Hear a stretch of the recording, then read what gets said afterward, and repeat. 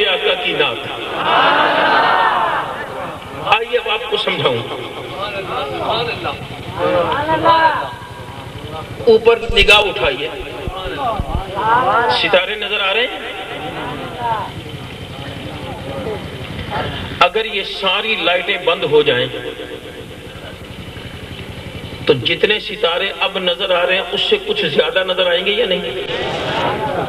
ہماری بھی عادت ہے جب ہم کسی گاؤں میں جاتے ہیں تقریر کے لیے تو کھانا وانا کھا کر باہر نکل جاتے ہیں تاکہ رات کا نظارہ لے سکیں, کیونکہ ہم شہر میں رہنے والے یہ مصنوعی لائٹس کی وجہ سے ہمیں 2-3 تارے ادھر نظر آتے ہیں, 4-5 ادھر آتے ہیں, 1-2 ادھر آتے ہیں بس.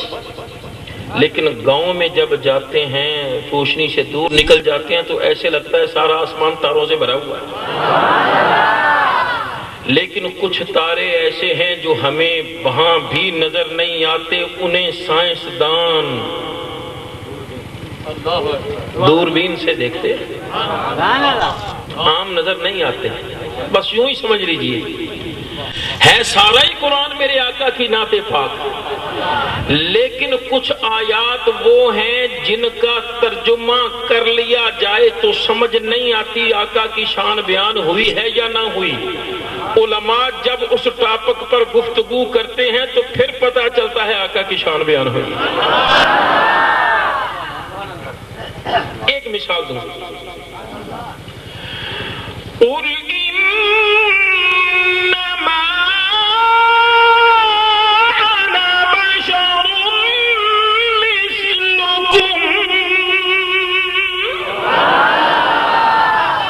محبوب فرما دیجئے میں بھی آپ ہی کی طرح بشر ہوں, میں بھی تمہاری طرح بشر ہوں.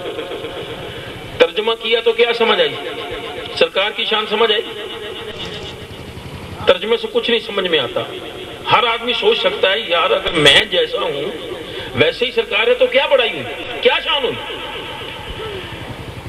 لیکن جب بتایا جائے تفصیل کے ساتھ کہ اللہ کی سر تا بقدم شان ہے, یہ انسان نہیں انسان, وہ انسان ہے یہ.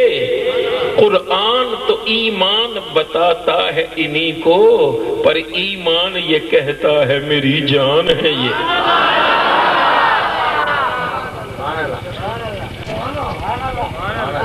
تشنگی نہ رہ جائے, میرا ٹاپک یہ نہیں ہے لیکن تشنگی نہ رہ جائے اس لیے ایک بات کر کے آگے چلتا ہوں. قرآن تو فرماتا ہے کہ محبوب اعلان فرما دیجئے میں تمہاری طرح بشر ہوں, اس کا مطلب کیا ہے؟ اللہ نے مجھے کتنے ہاتھ دیے ہیں؟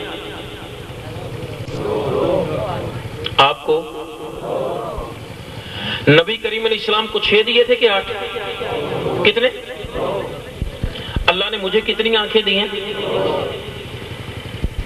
آپ کو سرکار کو 10 آنکھیں دی تھی. اللہ تعالیٰ نے مجھے کان کتنے دیے ہیں؟ آپ کو کتنے دیے ہیں؟ سرکار کو کتنے دیے تھے؟ 20. 2. اللہ تعالیٰ نے مجھے اور آپ کو پاؤں کتنے دیے ہیں؟ سرکار کو کتنے دیے تھے؟ اللہ تعالیٰ نے مجھے اور آپ کو زبانیں کتنی دی ہیں؟ سرکار کو.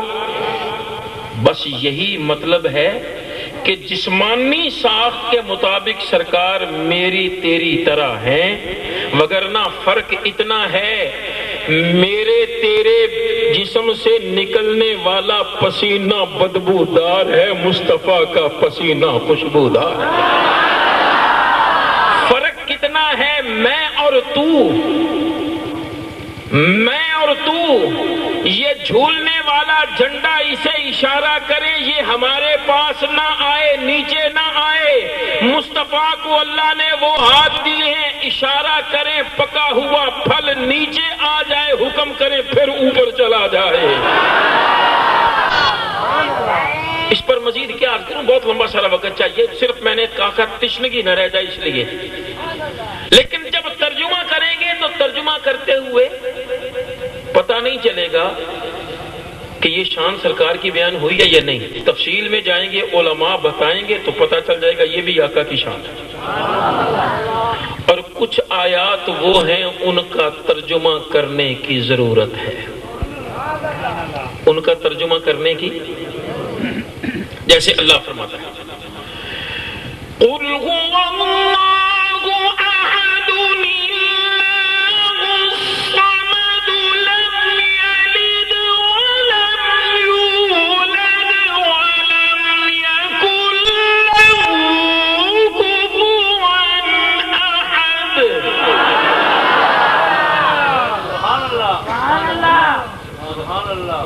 پیارے اعلان فرما دیجئے اللہ ایک ہے، اللہ بے نیاز ہے، اللہ کو کسی نے جنا نہیں، اللہ نے کسی کو جنا نہیں، کوئی ایک بھی اللہ کا برابر نہیں ہے. لیکن اعلان آپ فرما دیجئے، توحید میری اعلان آپ فرما دیجئے. ترجمہ کرنے سے پتہ چل گیا یہ بھی شان مصطفیٰ ہے. لیکن کچھ آیات آقا کی شان کی ایسی چمکتی دمکتی ہیں، ترجمہ نہ بھی کرو ہر ایک کو پتہ چل جاتا ہے آقا کی شان بیان کی. جتنی مرضی مصنوعی روشنیاں ہوں، جیسے کچھ تارے چمکتے ہیں، اسی طرح میرے آقا کی شان کی کچھ آیتیں چمکتی دمکتی. ان میں سے ایک آیت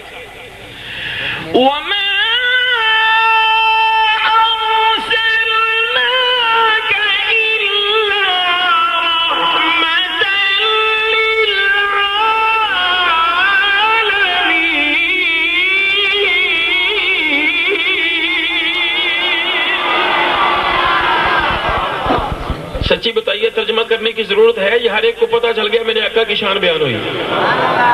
سارا ہی قرآن میرے آقا کی نعت.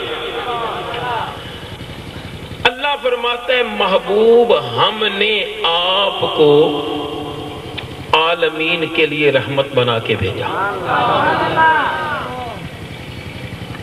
عالمین چیز کیا ہے؟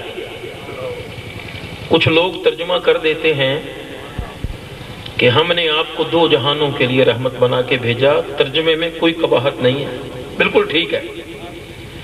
لیکن ہو سکتا ہے کسی نے علامہ ملا واعظ کاشفی رحمۃ اللہ علیہ کی کتاب معارج النبوت کا مطالعہ کیا ہو اور اس میں ایک بات اس کے ذہن میں کھٹکتی ہو. کیا؟ کہ جب نبی کریم علیہ السلام معراج سے واپس تشریف لا رہے تھے تو راستے میں دیکھا اونٹوں کی دو قطاریں جا رہی ہیں. ادھر نگاہ ماری ادھر نگاہ ماری، بظاہر ان کا اختتام نہیں نظر آتا نہ افتتاح نظر آتا ہے. قطاریں جاری اور ہر ایک اونٹ کے کچاوے میں دو صندوق رکھے، بکس دو. سرکار نے فرمایا جبریل ان میں کیا ہے؟ عرض کی آقا اجازت ہو تو میں دیکھوں. سرکار نے فرمایا اجازت ہے.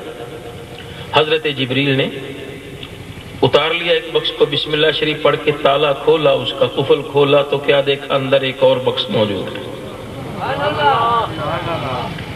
اسے کھولا، کیا دیکھا؟ اندر ایک اور بکس موجود ہے. تے در تے 7 بکس.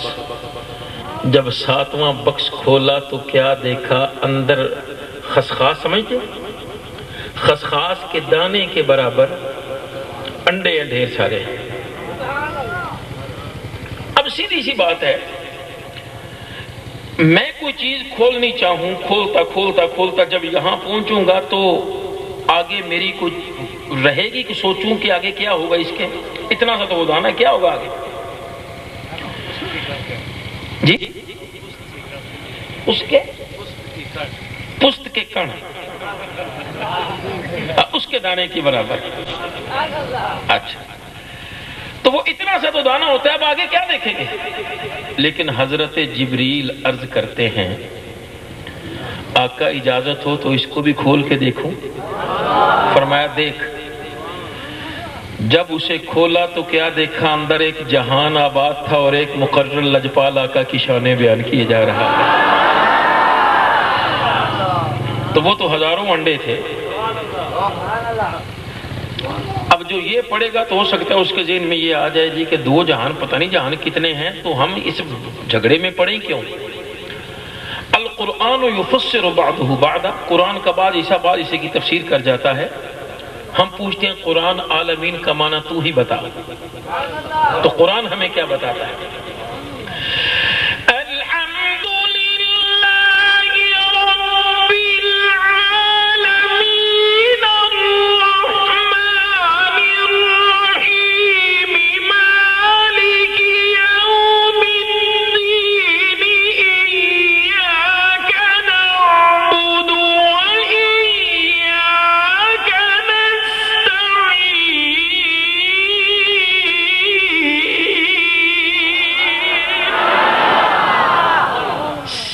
تعریفیں اس اللہ کے لیے ہیں جو عالمین کا رب ہے۔ اب عالمین کا معنی سمجھنا چاہو تو یہ سمجھ لو کہ اللہ تعالی ساری کائنات کا رب ہے۔